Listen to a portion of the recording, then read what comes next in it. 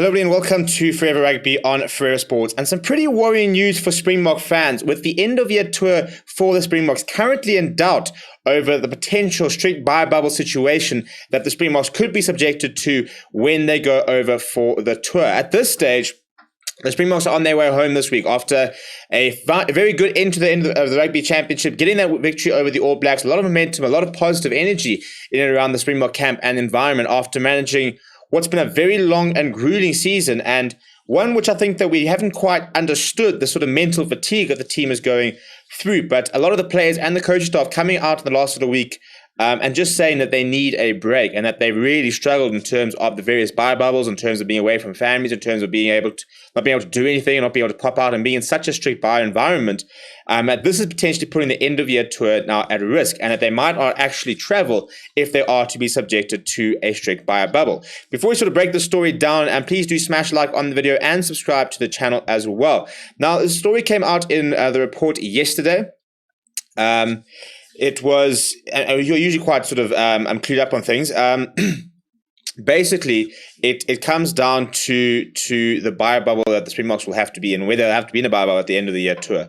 So the Springboks currently get 2 weeks off. That is the current plan. So they'll return to South Africa this week, and they will get 2 weeks off with their families, completely out of a bubble, back to sort of normality for there, where they can kind of sort of reset and recharge. And then they will sort of be gathering, and apparently at this stage, they are set to head to France for an end-of-year sort of marketing campaign, as well as sort of their preparation camp ahead of the final year tour. They will face the Wales on the 6th of November, Scotland a week later, and then England at the end of November.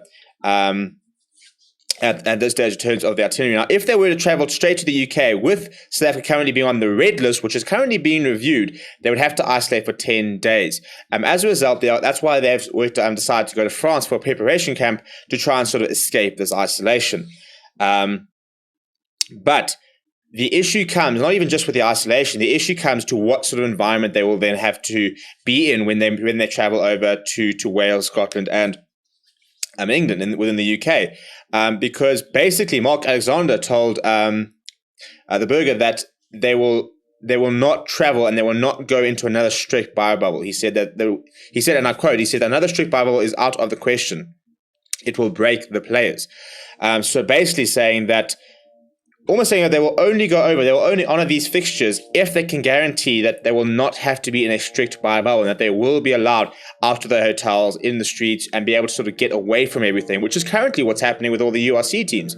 You know, you look at the United Rugby Championship, the Stormers, Bulls, Lions, Sharks, all currently away. They're sort of going and doing the whole sightseeing thing. They're in the pubs having a drink, and, you know, they're sort of seeing a bit of the various countries and stuff like that. And I think it's very important. You know, Dwayne for me opened up quite almost quite emotionally in terms of on Sunday, just saying that people don't understand how tough it has been for the players who, when they first got to Australia, were in a strict lockdown in 2 weeks in their hotels, where they could only leave their room, go to training, and go straight back to their room.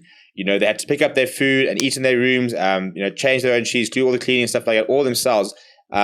And could not leave their room, could not do anything outside that. And you think of, you know, the sort of the cabin fever that would sort of manifest, the fact that you can't get it away from sort of the four walls throughout the entire day. And I think, you know, it's been a case of a lot of these players have been away from family for a long time, haven't been able to sort of get back to them. And it's the uncertainty which I think has become such an issue, you know, sort of always the situation's always changing and stuff like that. And they're very open about the fact that within the last 2 weeks, once they sort of could leave this bubble and they could, you know, hit the streets and go to the beach and stuff like that, it was so much better. And I think that's very important, because you are leaving families behind. You are sort of going away from where you want to be and away from home for a long time, which people accept and they don't complain about. It's not an issue for them. They understand that comes with the job. But the issue then comes with traveling over there and then not being able to do anything and just sort of continuously being stuck within the four walls, where you're constantly reminded by the fact that you're far from home, far from families, that you're not there. And you can't even do the things to sort of distract you. You can't go sightseeing. You can't spend time with people and sort of create these bonds and stuff like that, which is what makes the environment and the idea of a tour so special. So it's very interesting to see what will happen. I think, to be honest, I think you sort of completely agree with it. You know, I think the Lions were very open about the fact that they struggled very much when they came down on tour and they had to do a lot of different things. And they said that it got a lot better when they went down to Cape Town, because the hotel and resort they were staying with had a golf course and had various activities where they could go out and do that within their bubble. But you can't be in a situation like Australia where you are stuck in your hotel room and you can't do anything besides going out to train for a couple of hours every single day. Team meetings on Zoom and stuff like that. So it should be quite interesting. And look, I mean, Cyril Ramaphosa last year came out and said that he has been engaging with Boris Johnson in terms of removing South Africa from the red list, which, if that does become the case, should mean that this biobubble won't be much of an issue, especially if a lot of the Springboks are vaccinated, which they're all planning on being. There was, when it came to the British and Irish Lions series, Rusty Jasper said that they were all going to be vaccinated going into the biobubble. So I think from the sounds of it, pretty much all the Springbok players are vaccinated, which also will tick all the boxes within the UK. So it's very, very interesting. Another bit of a power struggle, a bit of a subplot, and I think it's quite right, to be honest. I think we haven't really sort of given credit to some of these players who, when you think at the Bok, set up camps and various going to different biobubbles and stuff like that. Some of these players have been away from family and stuff like that, since mid-June, basically, when the Bok camps first started training. So, you're looking at June, July, August, September, October. They've basically been away from families in the biobubble for sort of 3-4 months.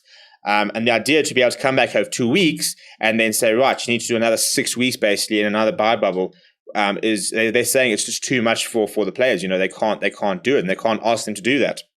So I don't think it will become an issue. I think it is going to be something that will be sorted out, because there's a lot of commercial sort of there's a big commercial side to it. There's a lot of money on the line here in terms of the financial implications of a Springbok test at the Millennium Stadium, at Murrayfield, at Twickenham. There's a lot of money coming in. There's a lot of TV rights and stuff like that. And as they return back to the number one ranking in the world, they are the team that everyone wants to sort of be playing and stuff like that. They will bring in sort of the most amount of revenue. So there's a lot of different stakeholders who are involved. And I think between them, there will be a situation that can be resolved where the Springboks will not have to go into a strict biobubble, and that the tour will be able to go ahead. But that is currently sort of the situation at the moment, where they are saying that it is a possibility that they will not travel if they are subjected to a strict biobubble. Let me know what you think of the whole situation down in the comments below. Please do smash like on the video and subscribe to the channel as well. My name is Steven. Thank you very much for watching, and I'll chat to you soon.